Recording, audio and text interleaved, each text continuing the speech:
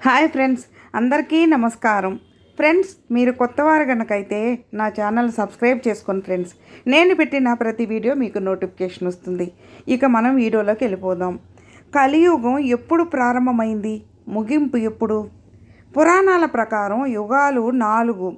అవి 1 సత్యయుగం, 2 త్రేతాయుగం, 3 ద్వాపర యుగం, 4 కలియుగం. ఇప్పటికీ 3 యుగాలు గడిచాయి.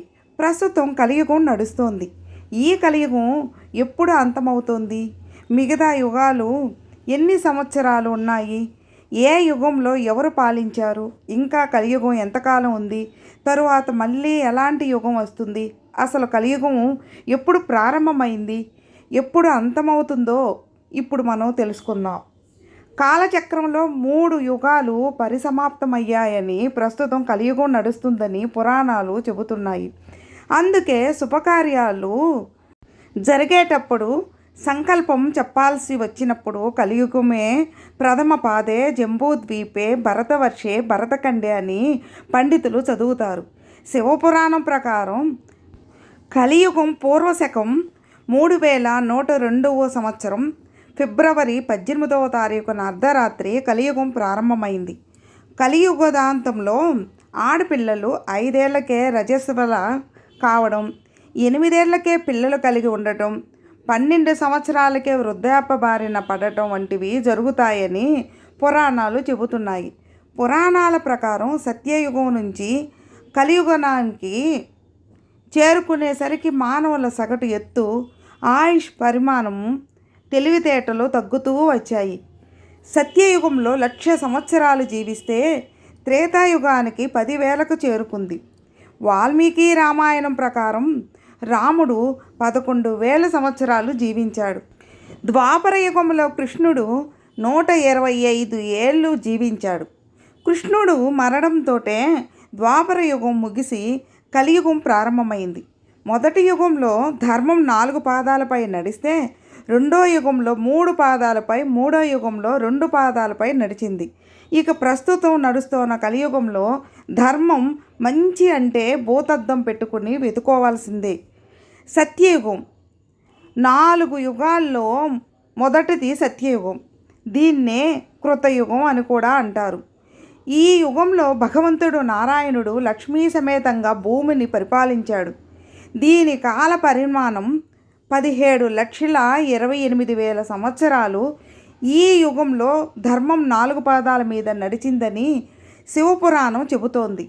అందుకే ప్రజలు ఎలాంటి బాధలు లేకుండా సుఖ సంతోషాలతో ఉన్నారు. అకాల మరణాలు లేవు. కృతయుగానికి రాజు సూర్యుడు, మంత్రి గురువు. గురువు బంగారానికి అధిపతి కాబట్టి ఎటు చూసినా బంగారుమయం. ప్రభువు ప్రజల మధ్య ఎలాంటి భేదాలు విభేదాలు లేకుండా కాలం చక్కగా నడిచింది. ఇక త్రేతాయుగంలో భగవంతుడు శ్రీరామచంద్రుడుగా అవతరించి రావణాసురుణ్ణి సంహరించి ధర్మ సంస్థాపన చేశాడు. ఈ యుగంలో పరిమితి 12,96,000 సంవత్సరాలు. ఈ యుగంలో ధర్మం 3 పాదాలపై నడిచింది. త్రేతాయుగంలో రాజుగా కుజుడు, మంత్రిగా శుక్రుడు ఉన్నారు. కుజుడు యువకుడు, యుద్ధప్రియుడు, సుక్షత్రియుడు. రాజుగా ఆచారాలకు కట్టుబడి ఉండకుండా తిరిగేవాడు.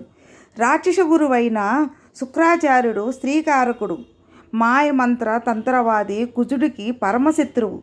రాజు మాటకి మంత్రి మాటకి పడకపోవడం వల్ల మంత్రులు క్రూర స్వభావులై రాజ్యపాలనను భ్రష్టు పట్టించారు. స్త్రీ వ్యామోహంతో కలహాలు పెంచి దైవ కార్యాలు నిర్వహించే వంశాలను అంతరించేలా చేశారు. ఇలా రాక్షసులు దుర్మార్గుల వలన త్రేతాయుగంలో ధర్మం ఒక భాగం దెబ్బతిని 3 పాదాలపై నడిచింది. ద్వాపర యుగం. మూడోది ద్వాపర యుగం.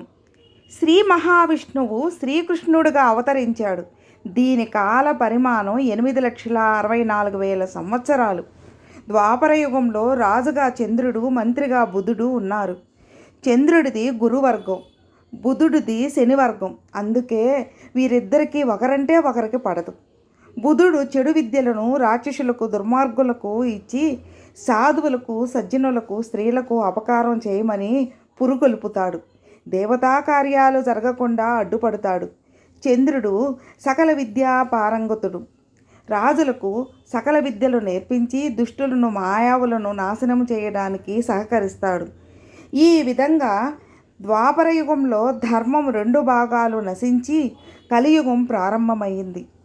అలా కలియుగం 4వది కలియుగం. దీని కాలపరిమితి 4,32,000 సంవత్సరాలు. అందులో సుమారు 5,000 సంవత్సరాలు గడిచిపోయాయి. సూర్య సిద్ధాంతం ప్రకారం కలియుగం పూర్వశకం 3102 సంవత్సరం ఫిబ్రవరి 18వ తారీఖున అర్ధరాత్రి కలియుగం ప్రారంభమైంది. కలియుగానికి రాజు శని, మంత్రులు రాహుకేతువులు. మంత్రులిద్దరికీ ఒకరంటే ఒకరు పడరు. రాహువు శనికి మిత్రుడు. కలియుగం ఆరంభంలో 4 ధర్మశాస్త్రాలు వాటిని రక్షించే బ్రాహ్మణులను, అగ్రహారాలను, రాజులను నశింపజేస్తూ వచ్చారు.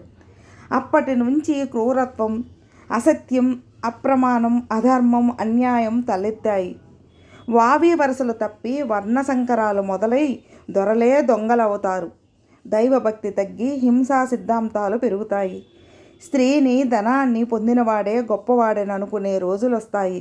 అధర్మం, వర్ణద్వేషాలు, మతద్వేషాలు పెరుగుతాయి. ఈ యుగంలో మానవుడి సగటు ఆయుష్ 100 ఏళ్ల కన్నా తక్కువే. యుగాంతానికి ఈ వయసు 12 ఏళ్లకు తగ్గిపోతుందని భగవద్గీతలో ఉంది. మహిళలు 5 ఏళ్లకే రజస్వల కావడం, 8 ఏళ్లకే పిల్లలు కలిగి ఉండటం, 12 ఏళ్లకే వృద్ధాప్యం ఇలా వచ్చిన సమయంలో కలియుగం అంతమవుతుందని, కలియుగాంతంలో కల్కి రూపంలో భగవంతుడు అవతరించి తిరిగి సత్యయుగ స్థాపనకు మార్గము సుగమనము చేస్తాడని శివపురాణం చెబుతోంది. సత్యయుగం ప్రారంభమైనప్పటికీ నుంచి మళ్ళీ అంతా మంచే జరుగుతుంది. ఫ్రెండ్స్, విన్నారుగా. ఫ్రెండ్స్, మీకు ఈ వీడియో నచ్చితే లైక్ చేయండి, మీ ఫ్రెండ్స్కి షేర్ చేయండి. సబ్స్క్రైబ్ చేసుకున్నట్లయితే సబ్స్క్రైబ్ చేసుకోండి. నేను పెట్టిన ప్రతి వీడియో మీకు నోటిఫికేషన్ వస్తుంది. అలాగే మీ అభిప్రాయాన్ని కామెంట్లో మెసేజ్ చేయండి.